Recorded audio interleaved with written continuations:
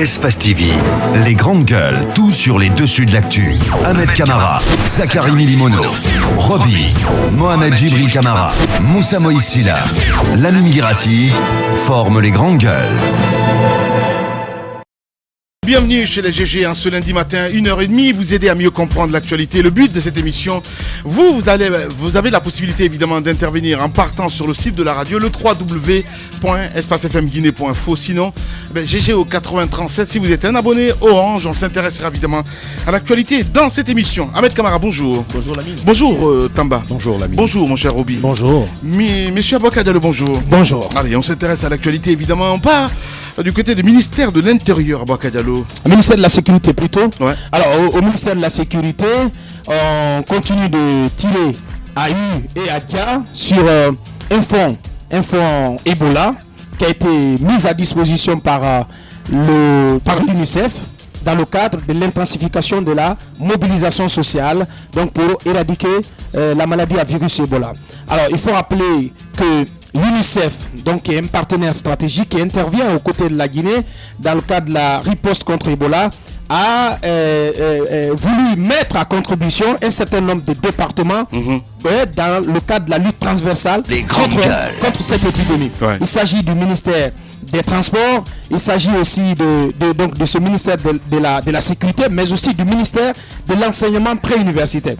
Qu'est-ce qui était donc visé comme objectif quel est le souci de l'UNICEF? C'était d'impliquer les policiers, à savoir par exemple les policiers de la routière et d'autres policiers donc intervenant dans le cadre de la sécurité pour pouvoir contribuer à la lutte contre l'épidémie. Ouais. Alors, il faut savoir que après négociation, l'UNICEF donc a accordé un financement de 3 milliards 252 millions et quelques de francs guinéens au ministère de la Sécurité. Donc, sans blague. Oui, sans blague. J'ai le document. Wow. Pour que les policiers puissent jouer leur partition dans la lutte contre Ebola. Ce financement a été accordé et le montant a été domicilié sur un compte à la Banque centrale, à la BCRG. Mais il est libellé, le montant est libellé au nom de la Direction générale de la police nationale. Wow. Aujourd'hui, parce que ce montant est à la Banque centrale depuis le 24 avril. Il dort encore dans cette banque parce que au ministère de la Sécurité, on tire à Dja pour savoir qui doit être l'ordonnateur et le gestionnaire de ce compte. Les grandes gueules. J'ai rappelé tout à l'heure que le compte est bel et bien libellé au nom de la Direction générale de la police nationale. Alors, pourquoi on ne permettrait pas à Mohamed Garé, qui est le directeur quand même, le directeur général de cette police, ouais, au nom de cette police, c'est au nom de cette police que le compte a été libellé, que le montant a été libellé par l'UNICEF. Je pense que s'il doit avoir un ordonnateur, un gestionnaire de ce compte, c'est bien Mohamed Garé. Ouais. Mais on apprend que c'est le ministre docteur Mamoudou Cissé qui fait de la résistance et certainement qui souhaiterait lui-même gérer ce compte. Ouais. Aujourd'hui, ça fait près de 2 mois que ce montant dort au niveau de la Banque centrale. Il n'est pas utilisé. Les policiers ne sont pas mis à contribution. Ils ne peuvent pas jouer leur partition dans le cadre de l'intensification de la mobilisation sociale. Donc, c'est assez regrettable. J'ai appris que des cadres de l'UNICEF et au niveau de la direction de l'administration financière du ministère donc ont tenu des réunions pour pouvoir faire en sorte que certainement que le ministre lui-même gère ce compte. Mais il est vraiment avéré que le montant est libellé au nom de la Direction générale de la police. Donc c'est important que ce cri de cœur soit entendu et que cela soit débloqué, le montant soit débloqué, qu'on permette à celui au nom duquel le montant a été libellé donc de pouvoir ordonner les dépenses et de pouvoir donc gérer ce financement qui donc devrait aider heureusement que l'argent n'a pas été touché à Bakadalo. Il y a une crise de confiance. Donc voilà, moi je pense que voilà, c'est un conflit d'ego quelque part. Je l'ai toujours dit, hein, ce ministre avec les policiers, les garés, les bafoués et compagnie et tout ça. Il y a une guerre, mais qui ne dit pas son nom. Osons de dire les choses. C'est très important parce que ce qui se dit hors micro, quand vous les avez au téléphone et quand ils passent à l'antenne, c'est deux choses. C'est très important. Donc il y a un moment, il faut qu'on arrête un petit peu. Mais Garé est le directeur, je vais dire, général. Soit il l'est pas, point barre. Il y a un moment, il faut qu'on arrête Écoutez, je sais pas, la question... de faire en fait une crise qui n'en est pas, quoi, si tu vois ce que je veux dire. La question n'est pas de savoir qui de Garé ou du ministre ou de je ne sais pas qui. Ça ne nous regarde. On doit être ordonnateur. Non mais ce que je veux souligner, c'est quoi? C'est qu'il y a longtemps on a appelé ici à la contribution de la police dans la lutte contre Ebola. Au moment où la maladie était grave, on m'a dit non mais non c'est pas possible, etc. Comment les routières vont participer à la lutte contre Ebola pendant qu'elle est en baisse? Ça, je voudrais qu'on m'explique. La question n'est pas de décaisser les fonds ou d'avoir un ordonnateur. C'est bien facile de dire comme ça. Mais ces fonds-là vont être décaissés. Ça va servir à quoi? Comment techniquement la routière... Attendez. Comment techniquement la routière qui est même pas capable de gérer la circulation, l'embouteillage dans les carrefours vont participer à la lutte contre Ebola dans la circulation? Je voudrais qu'on m'explique cela. À partir du moment où il n'y a pas de données techniques, il n'y a pas de propositions concrètes qui nous étalent point par point comment la police routière peut participer efficacement à la lutte contre Ebola, cet argent-là doit rester à la Banque centrale. Et si ça ne sert à rien, il doit retourner au niveau de l'UNICEF. Parce que ces gens-là sont en train de se faire la guerre sur 3 milliards de francs guinéens parce qu'ils veulent le bouffer. Je vais vous dire, les policiers dans la circulation ne verront même pas un iota de cet argent si jamais il y a un ordonnateur. Parce que le processus qui explique le décaissement de cet argent-là, techniquement, qu'on nous explique comment la routière va participer à la lutte contre Ebola, et à partir de ce moment-là, on dira tel ou tel va décaisser. La question n'est pas de savoir si Garé ou le ministre doit décaisser l'argent. La question est de savoir comment cet argent-là sera géré et comment la routière va participer. Voilà. Et franchement, croyez-le, laissez-moi placer ça s'il vous plaît, parce que Roby, c'est un ancien de Aide et Action, donc il sait bien de quoi il parle. Hein. Oui, mais il n'y a pas que la routière. On parle de toute la police. Non, attendez. Il ne faut pas qu'on réduise là à la... la police routière. Non, attendez, Roby, j'ai parlé. Je parle de tous les segments. Je parle de tous les segments de la police. Imaginez par exemple, pour ceux qui partent pour se faire établir des passeports au niveau de Coléa, il y a tout un attroupement, Ahmed l'a constaté, il y a tout un attroupement au niveau de sous le grand hangar. On dirait des réfugiés. Oui, sous le grand hangar, on dirait des réfugiés. Vous ne pensez pas qu'à ce niveau-là, la police puisse jouer un quelconque rôle dans le cadre de la lutte contre cette épidémie? J'ai dit oui. À ce niveau-là, la direction, par exemple, centrale de la police de l'air et des frontières, au niveau des aéroports également, au niveau des postes frontières, au niveau des débarcadères, cette direction peut bien jouer un rôle. Bien. Il en est de même pour la direction centrale de la police routière, il en est de même pour la direction centrale des unités d'intervention sous le commandement du colonel Bafoué. À tous les niveaux, la police peut bien jouer un rôle et participer à l'éradication de cette épidémie. Qu'on ne vienne pas nous dire aujourd'hui qu'on ne doit pas chipoter. Non, attendez. Ce que je regrette, c'est pas des spécialistes. J'ai terminé. Non, mais les spécialistes ont bien compris que la police aussi peut avoir son mot à dire. En faisant quoi? Non, mais c'est pas possible. En faisant quoi, Bakar? Il n'a aucun rôle à jouer. En faisant quoi? Mais dis-le, Bakar. Je te pose une question, mon grand, quand même. Non, mais voilà, il faut essayer de défendre tes arguments, Bakar. Ce n'est pas moi qui ai conçu le projet. Je te pose la question, qu'est-ce que la police peut faire dans ce sens-là? En faisant quoi? En sensibilisant. Pourquoi pas? Mais ce qu'il faut dire, pour terminer, c'est que je pense que c'est la conséquence de cette bataille autour de la gestion du fonds qu'il faut voir, qu'il faut savoir apercevoir. Si aujourd'hui, depuis le mois d'avril, on ne sait pas qui doit ordonner, qui doit gérer ce fonds, et ça fait que le fonds continue de dormir à la Banque centrale, ça ne permet pas justement d'atteindre l'objectif premier qui était donc de faire contribuer la police aussi dans le cadre de la lutte. Non, mais pas du tout. Franchement, allez-y, Roby. Vous avez peur pourquoi? Je souhaiterais d'ailleurs, s'il y a possibilité, que ces fonds-là meurent à la Banque centrale, au lieu que ce soit détourné encore une fois par des gens qui sont assoiffés d'argent. Mais non, quand même, Roby, c'est facile comme ça, mon cher ami. Mais non, quand même. Comment ça, ces gens-là? Est-ce que tu as des preuves? C'est facile d'accuser comme ça, mon cher Roby. Mais non, quand tu dis que les gens là sont assoiffés d'argent. Mais non, mon cher ami. Voilà, tout doucement. Je veux bien.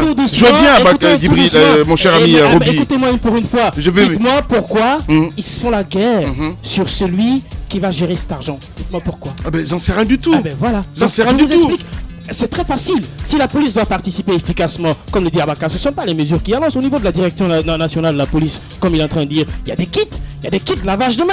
Vous y allez, on ne vous impose même pas de vous laver les mains, tout le monde entre. Alors que chacun peut participer efficacement. C'est 3 milliards qui vont servir encore à remettre des kits au niveau des directions nationales, au niveau des aéroports. Il y a déjà des mesures qui ont été prises. Je veux dire qu'il faut d'autres choses. Si on me dit que la police doit participer à des sensibilisations, comment vont-ils participer à des sensibilisations? La sensibilisation, elle est déjà faite. Donc aujourd'hui, je pense qu'au moment où on avait besoin d'eux, c'est en ce moment-là où ils n'ont pas été mis à contribution. Je le disais ici, quand la maladie avait atteint le niveau, son paroxysme, où les gens tombaient dans la rue, j'avais appelé à ce que la police soit mise en contribution et que pas seulement la routière, mais toute la police pour aller sécuriser quand il y a un corps qui est tombé dans la rue avant que la Croix-Rouge intervienne. À ce moment, ils ne participaient pas. On disait qu'on est plutôt préoccupé par chasser les bandits. Ça n'a pas été fait. 3 milliards à quête francs guinéens, ça peut bien dormir à la caisse de la Banque centrale. Allez-y, mon tant cher qu'on nous en pas dit comment ça va être utilisé. Allez-y, Tamba. Voilà. Dans la République, chacun a son travail. Ouais. Il n'appartient pas à la police de faire de la sensibilisation. C'est clair. C'est des risques, c'est un risque social qui existe. Moi, c'est comme, permet la mine, c'est comme des cas de cataclysme, de problèmes naturels. On voit la police qui prend des risques. À ce moment, je comprends parfaitement que des fonds puissent être mis à la disposition de cette police-là. Mais il y a une question que vous avez posée qui est tout à fait centrale à mon avis. Posez-vous la question de savoir pourquoi UNICEF, qui est une institution sérieuse, qui est habituée de ce genre d'intervention, dit-on. Pourquoi UNICEF Non, c'est quand même avéré. C'est quand même avéré. Qu'est-ce qu'on nous a pas dit par rapport à la FIFA? Il y a un moment, arrête un petit peu, mon grand. Voilà, l'innocence. Non, ce n'est pas de l'innocence. Mon Dieu, Ahmed Kamara, si vous saviez, allez-y. Ce n'est pas de l'innocence. Bien. L'UNICEF a l'habitude de ce genre d'intervention. Si vous le dites. Oui, mais ce n'est pas moi qui le dis. On peut l'observer. Un peu partout, on a vu ces institutions là, mon grand. Mais on a vu l'UNICEF sur le terrain d'Ebola. On a vu l'UNICEF sur tous les terrains, que ce soit ceux de l'enfance ou ailleurs. On voit quand même l'UNICEF qui agit. Donc c'est une expérimentée. Elle est forte d'une grande expérience dans le domaine de l'intervention. Maintenant, vous posez la question de savoir, et Roby parlait d'éléments techniques qui permettaient que l'on puisse donner plus de 3 milliards à la police dans le cadre de la lutte contre Ebola. Je vais vous dire, on n'obtient pas de financement comme ça sur la base d'une simple causerie. Allez-y, il y a des choses intéressantes. Allez-y, Ahmed Kamara. Non, je veux... Allez-y, Ahmed. Tu vas revenir un peu plus tard là-dessus. Allez-y, Ahmed. D'accord. Allez-y. Alors, je voulais féliciter Lamine déjà qui a posé la question à Abaka tout de suite, à savoir selon lui, quelle est sa stratégie. D'habitude, on a l'habitude de, quand il y a des sujets comme ça, on donne nos différents points de vue. Mabouakar difficilement a pu donner même un point de vue sur comment la police pouvait agir. Non, s'il vous plaît. Il a pu donner. Il a pu faire un raisonnement. Je veux tout simplement dire, je m'en fous de qui va décaisser cet argent. Je pense que il y a pas deux garants. Il y a pas deux garants plus que le ministre. Je pense que d'abord, la garantie, c'est le ministre. Alors qu'on mette des projets bancables en place pour que les fonds puissent être décaissés puis gérés par la direction de la police nationale. Je pense que ça peut se faire ainsi. Mais à chercher à ça. Dans le département, s'il vous plaît, dans le département de la sécurité, vous avez différentes sections. Vous avez la section qui s'occupe des finances, notamment avec le DAF. Absolument. Vous avez également... Voilà, donc, est-ce qu'on doit... Pourquoi est-ce que les factures ou encore le traitement de certains dossiers au niveau de la police, pourquoi c'est pas la direction qui gère? Pourquoi c'est le DAF qui gère? Je pense qu'il ne faut pas mélanger les choses. Je suis parfaitement d'accord avec Roby. On s'en fout de qui va décaisser. Je pense que la solution, c'est quoi exactement? C'est de mettre des projets, comme je l'ai dit, véritables sur place. Et en ce moment, on verra la faisabilité. Un plan d'action, on verra la faisabilité du projet. Et en ce moment, il y aura un décaissement. Mais dit maintenant, oui, c'est moi qui dois décaisser, c'est moi. Je pense que ça n'a pas de sens. On tourne pour rien. Je vous dis que UNICEF ne finance que lorsqu'on a un document de projet qui est sur la table. Et lorsque vous faites un projet, vous posez la question comment la police va intervenir. Vous pensez que cela n'a pas été défini pour que l'UNICEF prenne son argent et qu'il donne comme ça? C'est comme ça en fait. Et plus loin, chaque fois que vous faites un projet, vous définissez qui va exécuter le projet. Est-ce qu'on va voir la direction administrative et financière du département descendre sur le terrain? Non, c'est un organe administratif, c'est une instance administrative. Il y a des instances d'exécution. C'est par exemple la police, la direction nationale de la police. Donc je vais vous dire une chose, nous sommes là un problème, ce débat n'a pas lieu d'être. Le courrier de l'UNICEF est assez clair. les fonds ont été transférés sur le compte de la direction centrale de la police. Et pourquoi les fonds ne sont La pas direction décaissés? générale de la police. C'est pourquoi? Mais je vais vous dire une chose, c'est malheureusement là, et c'est là que je voulais en venir. Justement, mais On vas-y, mon continue grand. de polémiquer sur des problèmes, sur des questions qui sont épidermiques, superficielles. Pendant ce temps, on vous rapporte que déjà au moment où nous sommes en train de parler, de nouveaux cas sont signalés à Conakry. Une de question. nouveaux cas sont signalés Une question. un peu partout à Foricao. Une Oui, allez-y. question, pourquoi cette somme n'est pas décaissée encore? Pourquoi cette somme n'est pas décaissée? Je vais vous dire une chose. C'est malheureusement l'amateurisme de notre administration. Mais non. Et déjà, on Alors, peur si le pour leur ministre- tête. voilà, je suis Déjà, d'accord. on peur pour leur tête. Sinon, logiquement, à l'intérieur d'un document de projet, vous spécifiez qui va gérer le montant. Et Voilà. c'est Ce ce qui a n'est été pas fait. une question. C'est ce qui a là. été fait. Allez-y, allez-y, Roby. Lorsque le document dont tu parles est établi et apporté à des institutions sérieuses comme l'UNICEF ou n'importe quelle institution, je pense que c'est dans un planning, c'est dans un plan d'action bien déterminé, avec un chronogramme bien défini. Le projet le Mais définit. Tamba, s'il te plaît, on va s'écouter. à partir de ce moment-là, le montant ne doit souffrir, le décaissement, que ce soit le décaissement du montant ou l'utilisation du montant, ne doit souffrir d'aucune ambiguïté. Mais je ne suis pas sûr que c'est ce qui a été fait. Voilà pourquoi on ne sait même pas qui doit gérer ce montant. Mais attendez, on ne sait même pas qui doit gérer ce montant.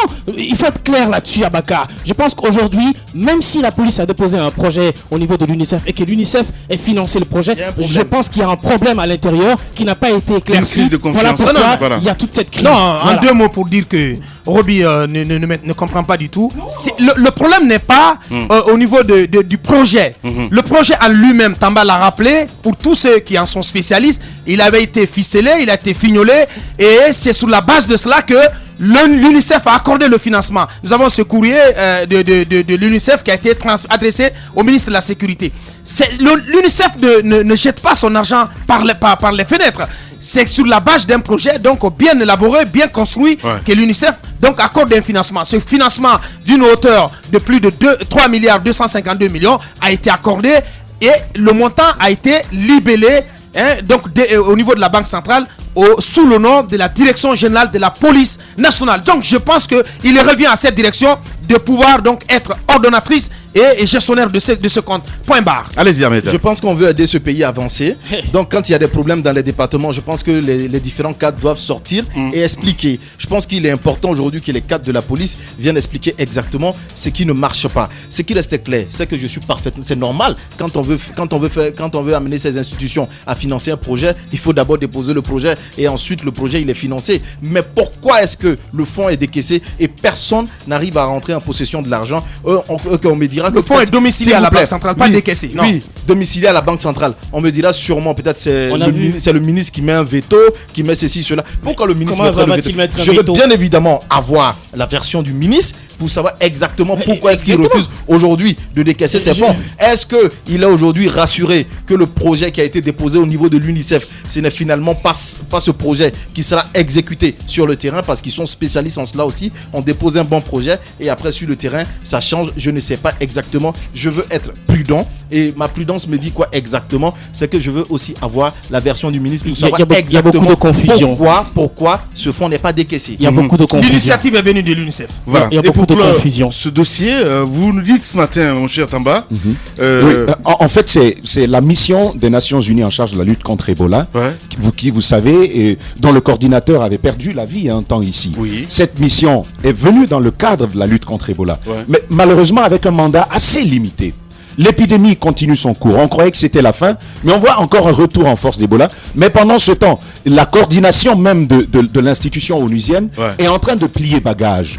Qu'est-ce qu'on peut comprendre par rapport à cela? C'est une institution créée pour lutter contre Ebola, mais elle arrête son action ici en Guinée.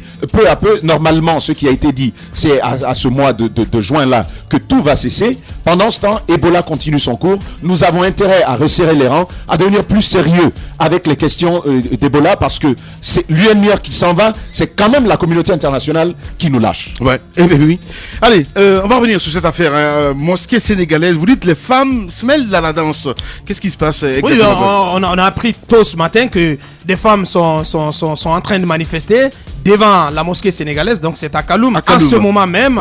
Et un peu avant d'entrer dans ce studio, j'apprenais que ces femmes, aidées par un groupe de jeunes, avaient réussi à s'introduire dans la cour de la mosquée sénégalaise, donc en forçant le portail principal. Alors, on se demande bien quel est leur mobile qu'est-ce que cela vient comme élément nouveau quand même dans ce feuilleton autour de la mosquée sénégalaise. Je rappelais ici la semaine dernière que le doyen de la communauté sénégalaise, le doyen Cham, avait été convoqué par la police pour lui demander de remettre la clé de la mosquée. Incroyable. Le doyen avait dit qu'il n'y avait aucun problème, mais il demandait donc une note écrite de la part des autorités guinéennes. Cela n'a pas été obtenu ni auprès de la police, ni auprès du gouverneur. Et finalement, donc la clé est toujours avec les Sénégalais, avec la communauté sénégalaise. Moussa Moïse a fait un grand déballage là-dessus. Il n'y a aucune ambiguïté, aucun doute que cette mosquée appartienne à la communauté sénégalaise.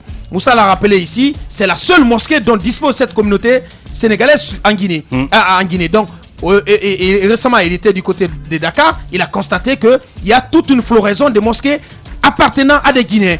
Je ne sais pas pourquoi on mettrait la pression sur cette communauté. Et en même temps, parce que moi j'ai vu dans l'émission de CX à la télévision, il y a le premier imam qui s'est prononcé un petit peu dessus. Je veux dire, il n'est pas allé par quatre chemins, a dit quelque part que c'est pas normal ce qui se passait. J'ai pas trop compris pourquoi cette information n'a pas été relayée. Il y a un moment, il faut que Elhaj Mohamed Saliou tape sur la table parce que évidemment, on sait très bien qu'il y a. C'est un monsieur sérieux, l'ami. C'est un monsieur sérieux. J'ai pas dit le contraire. J'ai pas dit le contraire, Baka Diallo. Il faut un moment qu'il lui tape sur la table parce que Yassi, qu'est-ce qu'il fait exactement si ce n'est que suivre le Premier ministre à l'intérieur du pays, en train de faire la campagne au lieu de s'occuper de ce qu'il a à faire. Parce qu'on a vu ici quand même le temps de Koutoubou. Lui, il avait géré, je veux dire, les affaires islamiques ici, les religieuses dans notre pays. Il y a un moment, il faut qu'on tape un peu sur la table. Je comprends un petit peu maintenant pourquoi le président, quand il a fait le remaniement, on l'avait laissé de côté. Parce que Yassi, franchement, il doit rendre des comptes. Oui, mais s'il est toujours derrière le Premier ministre, finalement, on va penser qu'il est dans le cabinet du Premier ministre. C'est son ami, c'est son pote. On va l'oublier. C'est qui reste clair. Ces graines de chapelet ensemble. Écoutez, c'est une honte. C'est une honte pour la religion dans ce pays. C'est une honte pour ce pays. Je pense que ce n'est pas normal. On a des mosquées qui existent un peu partout dans certains pays, que ce soit africains ou en Occident ou encore sur le continent américain. Mais est-ce qu'on est allé voir quelqu'un pour dire non prêcher forcément en anglais? Non. On dit non prêcher pour votre communauté. C'est une mosquée. Tout simplement, il y a des principes. Qu'est-ce qu'il ne faut pas faire? On ne veut pas que vous appelez à la violence. On ne veut pas ceci et cela. Donc il faut qu'il y ait un contrôle. Voilà. Quand il y a ce genre de contrôle, je pense que c'est purement suffisant. Mais on ne peut pas demander à une communauté de non de prêcher ou encore de laisser tel imam venir prêcher dans telle langue. Je pense que c'est une intrusion qui n'est pas normale dans la religion, et je pense que c'est une honte, comme je l'ai dit. Écoutez, c'est tout simplement Aladji Robi, merci. C'est tout simplement Malik plutôt l'incapacité des institutions en charge de la religion de chez nous de résoudre ce problème, parce que je ne peux pas comprendre comment on peut faire même si quand même le premier imam s'est prononcé dessus, parce que moi je l'ai suivi à la télévision. La question n'est pas de se prononcer simplement, la question n'est pas la dénonciation, la question c'est quelles sont les mesures qui ont été prises. Il n'est que le premier imam. S'il était à la place de Yassi, j'en suis sûr, c'est cette solution. Yassi n'est pas un dieu. Yassi n'est pas un dieu. Pourquoi ferme-t-on un lieu de culte? Parce que tout simplement, il y a des problèmes de personnes. C'est impossible. Je veux dire, il faut ouvrir la mosquée sénégalaise. Que les gens aillent prier en attendant. La dernière fois, j'ai proposé à ce qu'on mette des intérimaires en attendant qu'on trouve la solution au problème. Aujourd'hui, vous avez vu, les femmes vont manifester. On est à l'approche du mois de carême. Va-t-on continuer toujours à fermer cette mosquée-là? Non. Pas du tout. Il y a quand même des milliers de personnes au niveau du marché Niger, au niveau de cette localité, qui exécutent leurs prières là-bas. Donnez-moi un lieu dans cette zone où il y a une autre mosquée où les gens peuvent aller prier. Mais il n'y en a pas. Il n'y en a pas. Aujourd'hui, je pense qu'il y a la responsabilité non seulement des institutions qui sont en charge de la religion, mais si Yassi est incapable de résoudre le problème, qu'il rende de tablier ou quoi. Mais il ne le fera jamais, mon cher ami. Allez, jeudi dernier, vous en parlez dans cette émission, cette saisie du côté du port autonome de Conakry. Bravo à l'équipe de Tegoro, mais qui est confronté à d'énormes difficultés, mon cher ami. C'est incroyable. Mais on l'a toujours rappelé, colonel Tegoro, quand même, qui a les bras et les jambes coupées, et on ne l'aide pas du tout. Orphelin. Oui, absolument. Comme vous le voyez à la télévision, il est perdu. Ah oui, bien sûr. Oui. La question est de savoir est-ce que on est dans un état où on veut réellement combattre le narcotrafic. C'est la question. Parce que si les implications ou les narcotrafiquants, les grands barons de ce trafic sont protégés jusqu'au sommet de l'État, jusqu'au plus haut niveau de l'État, on ne sait plus où donner de la tête. On peut comprendre aisément là que le colonel Tchegoro n'a pas de grands moyens pour agir. Il y a cette cargaison. Il y a une chose que j'ai pas compris parce qu'on nous a dit que ça a été saisi dans un conteneur d'un commerçant. Mais bien sûr, dans un qui est ce commerçant. On veut tout voiler dans ce qu'on nous dit, c'est que la marchandise était donc dans ce conteneur appartenant à X opérateur économique, mais le bateau, le navire battant pavillon Île Marshall a été saisi par donc les autorités guinéennes. Il y a 4 suspects qui ont donc aussi été arrêtés. Ouais. C'est quand même un joli coup de filet qui a été reçu par les services. Et grâce surtout au partenariat des services de sécurité français et espagnol. Surtout qu'il faut saluer. Et ces propos de Tchegoro, parce que je l'ai vu à la télévision, qui a pointé du doigt le port autonome de Conakry. Disons les choses. Comment est-ce possible? On dit qu'il y a des scanners. Mais c'est pas au port autonome de Conakry. Et c'est combien de marchandises sont passées comme ça? Non seulement selon les informations que j'ai reçues, ce bateau n'est pas à son premier accostage. Mais ce qu'il faut dire, c'est qu'aujourd'hui, il faut donner beaucoup plus de moyens à Tchegoro et à son équipe. Parce que regardez ce qui s'est passé en Guinée-Bissau aussi. Nous essayons de tirer les leçons. Regardez actuellement ce qui se passe au niveau du Mexique. Souvenons-nous, quand il y avait le trafic de drogue, avant le CNDD ici, combien de fois les filles et tout ça, la criminalité avait un niveau exponentiel dans notre pays. Ouais. Je dis que c'est dangereux le narcotrafic dans un pays. Il faut que les autorités prennent conscience de cela. Il faut lutter contre cela. Tchegoro ou pas, qu'on nous mette une équipe en place capable de détecter ces genres de trucs et capable de nous arrêter. Mais en même temps, quand on arrête une si grosse cargaison de drogue au niveau du port autonome, ma foi, que les services de sécurité nous disent à qui ça appartenait, qu'on nous le présente à la télé, ces suspects qui ont été arrêtés, qu'on nous le présente à la télé, qu'on nous donne des éléments, c'est comme ça que ça fonctionne. Mais si on fait du cache-sexe autour de ce problème-là, c'est que certainement, il y a anguille sous roche. Voilà, bienvenue chez les GG. C'est le moment d'y croire. Les élites se construisent. On est là aujourd'hui, on veut lutter contre le terrorisme. Mais la lutte contre le terrorisme ne passe pas seulement par les armes. Il faut un changement moral, ça se passe dans la tête. Dieu nous a donné le savoir pour faire le bien, la raison pour le connaître et la liberté pour le choisir. C'est de nous seuls que dépend notre propre bonheur. C'est le moment de rêver. Les élites, on les prépare. De rêver plus grand. Si vous pensez que l'éducation coûte cher, essayez donc l'ignorance. Essayez l'ignorance. Vous pensez que l'éducation coûte cher? Pourquoi ne pas essayer l'ignorance? Parce qu'à mon avis, l'ignorance coûte plus cher que l'éducation. C'est le moment d'écrire l'histoire avec les arguments et leurs forces. Pensez et agissez comme s'il était impossible d'échouer. Pensez et évoluer à vase clos, c'est un échec a priori. Si nous sommes sûrs et certains que c'est la réticence à la base, la cause de la hausse du nombre de cas d'Ebola enregistrés en Guinée, alors il est évident que lorsque ces nombres baissent, que ce soit alors la raison de la diminution de la réticence. Et ce moment est à vivre seulement sur Espace TV. S'il vous plaît, donnez-moi 1 minute de silence pour tous les morts d'Ebola, s'il vous plaît, afin que je puisse essuyer les larmes de mon cœur. Donc je termine en disant que nier les performances de la coordination en termes de communication, c'est nier l'existence du soleil en plein midi. Je vous remercie. Sur Espace TV, nos élites s'expriment. Retrouvez les grands débatteurs, le show constructif de la télé, du savoir, avec Myriam Sandouno aux commandes.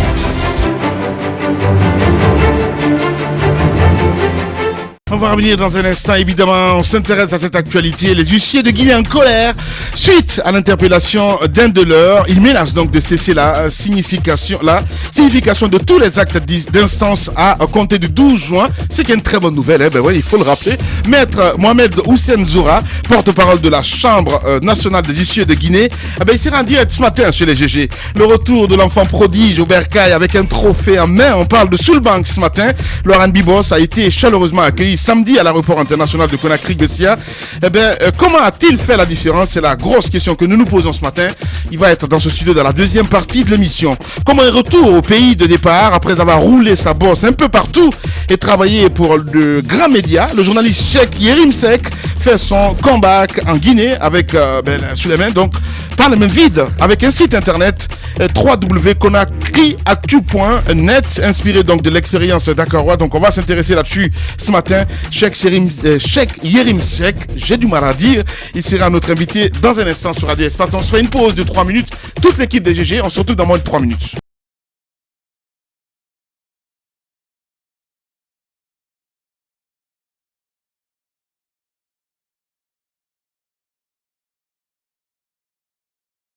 Continuez à réagir, GG au 8037 si vous êtes un abonné Orange et que vous êtes en Guinée, si vous êtes à l'international.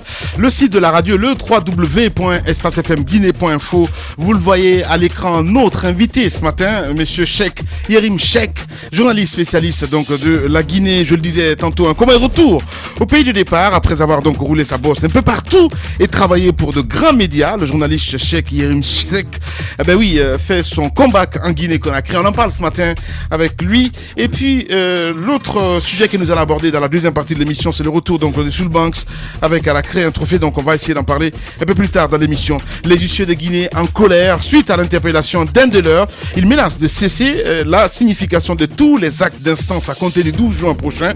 Puis ça serait une marche. Qu'est-ce qui les fâche? C'est la question qu'Aboubacar Diallo pose ce matin. Maître Mohamed Houssen Jora, porte-parole donc de la Chambre nationale des huissiers de Guinée, il va intervenir dans la deuxième partie de cette émission. Ahmed Camara, nous avons notre invité ce matin. Bonjour. Bonjour. Merci d'être venu au compte de cette émission. Merci. Alors, moi, je vais parler du 2 de la cuillère. Qu'est-ce que vous êtes venu apporter à la Guinée que la Guinée n'a pas en créant ce site, alors qu'il y a des dizaines de sites, si on peut le dire, en Guinée? Une foultitude de sites. Ouais. L'actualité. Très bonne question. D'abord, je vous remercie de m'avoir reçu. Je ne prétends pas apporter à la Guinée quelque chose que la Guinée n'a pas. Mais j'ai la modeste prétention de vouloir apporter ma modeste pierre à l'édifice. Ouais. La Guinée, c'est mon pays de cœur. Je dis dans le texte introductif de présentation du site que je peux parler comme Ernest Hemingway. Hemingway disait: les États-Unis sont ma patrie, mais Paris est mon chez-moi. De la même façon, le Sénégal est ma patrie, mais la Guinée est mon chez-moi. Pourquoi la Guinée est mon chez-moi? Parce que la Guinée, c'est le pays où j'ai eu mon premier emploi, touché mon premier salaire. C'est le pays où je compte mes relations les plus solides. En Guinée, j'ai participé à la formation de plusieurs centaines d'étudiants qui sont aujourd'hui à des postes stratégiques un peu partout dans le monde. Et j'en suis fier de leur avoir enseigné en droit. En Guinée, j'ai épousé évidemment une Guinéenne originaire de Sigiri qui m'a donné 3 enfants de nationalité guinégalaise. Ouais. Donc moi, j'ai un rapport à la fois sanguin, à la fois charnel, mais aussi un rapport affectif à la Guinée. Bien. Alors, la plupart des sites qui existent en Guinée font du traitement de l'information politique, sociale, économique et tout. Quelle sera la particularité de votre site? La particularité de ConacriActu.net, d'abord il faut savoir que ConacriActu.net est une sorte de duplication de DakarActu.com que nous avons créé en 2011 à Dakar, qui est aujourd'hui devenu qui marche d'ailleurs, le portail le plus visité sur le Sénégal. Donc je veux reproduire la même expérience en Guinée avec des Guinéens dynamiques, dévoués et compétents. Donc quelle est la particularité? C'est quoi la méthode DakarActu qu'on va reproduire dans ConacriActu? C'est d'abord l'investigation. C'est parce qu'aujourd'hui ConacriActu a pour sigle, a pour credo, enquêter pour informer mieux. C'est-à-dire nous allons... Donc c'est un site d'investigation? Voilà. Bien. D'abord c'est un site d'investigation. Ouais. Pourquoi dans ce créneau précis, est-ce que vous avez fait le constat que les autres sites qui existaient déjà ne font pas trop dans l'exploitation de ce genre? Moi j'ai beaucoup de respect pour les sites guinéens. Je disais l'autre jour au patron de Guinée News que Guinée News et Abidjan.net et DakarActu sont les 3 sites que je regarde partout où je suis dans le monde. Donc j'ai beaucoup de respect pour les sites de Guinée. Mais on vient pour essayer de contribuer modestement. Bien. Allez, on va essayer d'évoluer un petit peu. On vous présente comme spécialiste de la Guinée. On connaît vos démêlés un petit peu avec Moussa Dadis Camara, avec cet article dans Jeune Afrique, État sauvage. Oui, on va revenir un petit peu. Aujourd'hui, la Guinée traverse une crise sans précédent. Quand vous faites un petit peu la lecture dessus, vous dites quoi exactement? C'est du tohu-bohu finalement à la fin du compte. C'est politique, c'est tous pareil. Quelle est votre lecture là-dessus, chéri Cheikh Yérim Cheikh? Ma lecture est que la Guinée traverse une crise de croissance. De croissance, d'ego? De croissance démocratique. Ok. nous sommes en présence de choc d'ego dans la perspective d'une présidentielle qui est normale, c'est normal que cette présidentielle soit disputée. Ouais. Mais je pense qu'au-delà de tout, des contingences politiciennes, etc., j'ai l'habitude de le dire, si on prend les apparatchiks et les militants des partis, ça fait même pas le 10e de la population de nos pays. Donc ils ne doivent pas prendre en otage la majorité. Et au-delà de tout, je pense que l'enjeu fondamental, c'est la sauvegarde de la stabilité de ce pays. Les joutes électorales, c'est bien. La compétition politique est saine. Mais l'enjeu fondamental pour la Guinée, ce n'est pas des chicaneries politiciennes. C'est la sauvegarde de la nation guinéenne. C'est la sauvegarde de l'équilibre de l'État guinéen. Ouais. Moi, je pense que ce sont les enjeux fondamentaux au-delà des chicaneries politiciennes. Ouais. Mais quand on fait un petit peu l'approche, on compare un petit peu ces opposants guinéens aux opposants sénégalais, le parallèle, un petit peu, qu'est-ce qu'on peut dire? Est-ce que c'est une opposition mûre? Excusez-moi du terme. Est-ce qu'on peut dire que c'est une opposition finalement qui ne sait pas ce qu'elle veut? Moi, je pense que toute opposition se positionne, ou toute opposition est par opposition à un pouvoir. De sorte qu'on ne peut pas comparer forcément les deux contextes. Le problème en Guinée, c'est qu'on s'en lasse à la fin du compte, en fait. Il faut dire les choses. Non, c'est vrai que ce mouvement perpétuel de va-et-vient, avec des marches réprimées, etc., je dis, non seulement, d'abord, ça dégrade l'image de la Guinée au plan international, ça fait baisser la cote de la Guinée dans toutes les hiérarchies de notation en matière économique et de risque d'investissement. Ce qui fait que sans s'en rendre compte, les politiciens sont en train de tuer le pays. Parce que ça aussi, c'est l'enjeu fondamental. Alors, quand on a un pouvoir amateur aussi, c'est un peu compliqué. Voilà. Justement, parce que c'est la question que je voulais poser. Non, je suis en train de... Moi, je pense que la responsabilité de la classe politique est partagée. Autant l'opposition est responsable, autant cette frange un peu extrémiste du pouvoir qui ne veut pas discuter est responsable.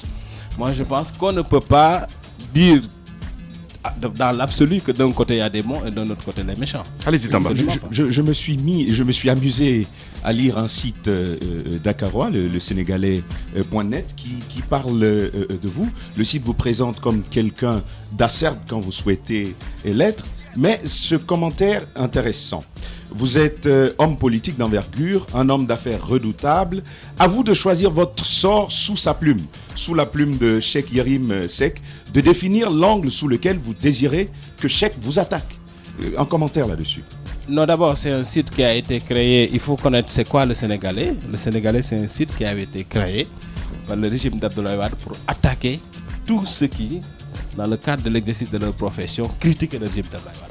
Okay. Donc c'est un site qui avait pour une position. Oui, voilà, mais rassurez-nous que ce n'est pas un site de business où on viendra pour faire l'éloge ou encore pour insulter d'autres entre guillemets. Non, je pense que nous on a suffisamment fait nos preuves. Les grandes gueules. Parce que quand même aujourd'hui le site le plus impertinent au Sénégal c'est Dakaractu. Alors si c'était un site de business, je pense que Wade est le meilleur client pour faire du business.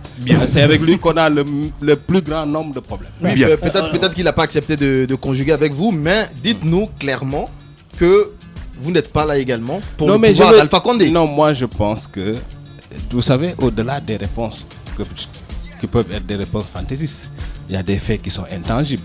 Bien.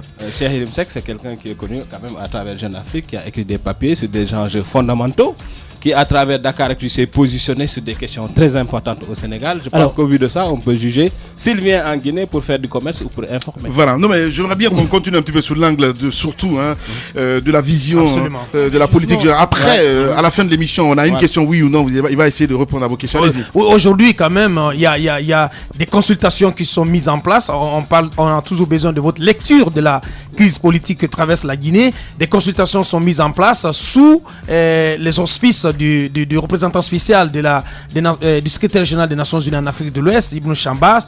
Pensez-vous que tout cela peut déboucher sur quelque chose alors que chacun continue de s'arc-bouter sur sa position? C'est-à-dire que la mouvance présidentielle dit niet, on ne peut pas toucher au calendrier électoral et l'opposition exige comme préalable à tout dialogue l'annulation de ce calendrier. Est-ce qu'il y a quelque chose qu'on peut attendre à ce dialogue qui est annoncé pour le 15 juin? En tant que journaliste aguerri, moi, au lieu de faire des hypothèses ou des analyses, j'ai une proposition très concrète que j'ai écrite et qui va apparaître demain dans conakryactu.net qui s'appelle ma proposition de sortie de crise. On est en face de deux positions. Le pouvoir dit qu'il est dans l'incapacité d'ici l'élection d'organiser des élections communales et communautaires. l'opposition dit non, il faut organiser ces élections parce que c'est une question de légitimité démocratique. Moi, je pense que ces deux positions ne sont pas si inconciliables que ça. Pourquoi? On peut concéder au pouvoir qu'il ne peut pas organiser les élections. Parce que le pouvoir a peut-être des éléments ou des preuves ou peut-être des éléments d'appréciation que nous ne possédons pas. Donc on peut concéder au pouvoir de reporter les élections communautaires. Mais pendant ce temps, en contrepartie, pour donner à l'opposition la possibilité, n'est-ce pas, d'établir cette légitimité démocratique qu'elle réclame, mais il y a eu dans ce pays en 2013 des élections législatives. Ces élections législatives-là ont établi une sorte de légitimité. Ma proposition est la suivante. Le parti qui a gagné à Kaloum n'a qu'à désigner le maire de Kaloum, les chefs de quartier de Kaloum. Le parti qui a gagné à Bayla n'a qu'à désigner toutes les autorités locales de Bayla. Ça permet de restaurer la légitimité démocratique en fonction du dernier test électoral qu'on connaît. Une démocratie participative. Justement, ça permet de reproduire, de dupliquer les résultats des législatives aujourd'hui concrètement sur le terrain. Oui, ça veut dire que l'opposition, partout où l'opposition a gagné, l'opposition désigne les hommes et les femmes qui doivent diriger ces communes rurales, urbaines et ces quartiers jusqu'aux prochaines élections. Le pouvoir reporte les élections pour ça. Moi je pense que ça permet de concilier les deux positions. En clair, ceci devrait permettre donc qu'on sorte de la crise et qu'on aille à la présidentielle avant. Justement, ça permettrait aussi du point de vue psychologique de calmer l'opposition. Parce que le vrai débat de fond, ce n'est pas le principe de l'élection. C'est le fait que ceux qui doivent être élus aujourd'hui et qui sont aujourd'hui nommés agissent concrètement sur le processus électoral. Eh bien, pour lever cet obstacle psychologique, on peut envisager l'hypothèse dans laquelle, partout où l'opposition avait gagné, l'opposition désigne les maires, les présidents de quartier, les présidents de communautés rurales de développement.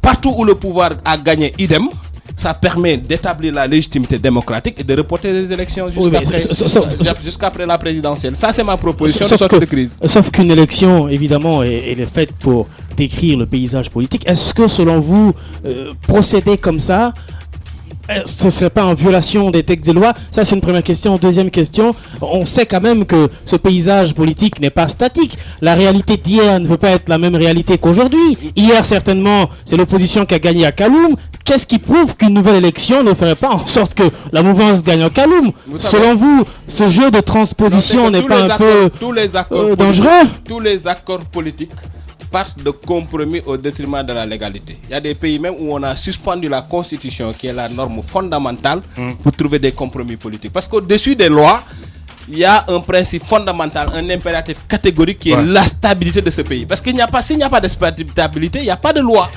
Et pour régler ce problème, pour moi, je pense que ce sont deux positions qui sont conciliables. Instaurons une légitimité démocratique à partir du dernier test électoral qu'on connaît, qui est concret, qui est les élections législatives. On se fonde sur ça pour, à partir de là, faire désigner les maires de communes, de communautés rurales, de communes urbaines, de quartiers. Ça permet de concilier les deux positions. Ça, c'est mon point de vue, moi. Voilà. Et de faire les élections après la présidentielle. Sauf que l'argument du pouvoir en place est basé sur la déclaration de la CENI qui dit ne pas être capable d'organiser les élections avant les présidentielles. Mais il y a une question sous-jacente parce que la CENI a quand même débloqué plus de 2 millions de dollars pour, dit-on, organiser ces élections communales. C'est à la dernière minute qu'on apprend que la CENI ne peut plus. Moi, je présume que le pouvoir est de bonne foi. Moi, je n'entre pas dans des procès d'intention. Le pouvoir dit qu'il ne peut pas organiser des élections parce que le pouvoir ne peut pas. C'est comme ça que je raisonne. C'est aussi simple que ça. Parce que dès lors qu'on entre dans l'interprétation de la psychologie des gens, on ne s'en sort pas. Mais on peut concéder au pouvoir de reporter les élections. En contrepartie, le pouvoir concède aussi qu'il ne peut pas nommer partout qu'en fonction de la dernière photocopie justement du paysage électoral qu'on a eu, c'est-à-dire les élections législatives, qu'on dispatche les différentes autorités à travers le pays. Et je pense que c'est un compromis acceptable que l'opposition accepterait. Voilà, on va revenir dans un instant, mesdames et messieurs, avec notre invité du jour. On continue à réagir. Vous êtes du côté du Sénégal. Vous avez évidemment la possibilité de poser des questions à notre invité ce matin. On va s'intéresser aux huissiers. Maître Mohamed Houssen Zora, porte-parole de la Chambre nationale des huissiers de justice de Guinée. Il va s'exprimer chez nous ce matin dans la deuxième partie, dans ce sens que tout simplement les huissiers menacent de boycotter tout simplement toute signification de tout acte d'insécurité instances, donc à partir de 12 juin exactement. Voilà. Soulmanx aussi sera là dans la deuxième partie de l'émission. On se fait une pause de 10 minutes et on revient dans un instant.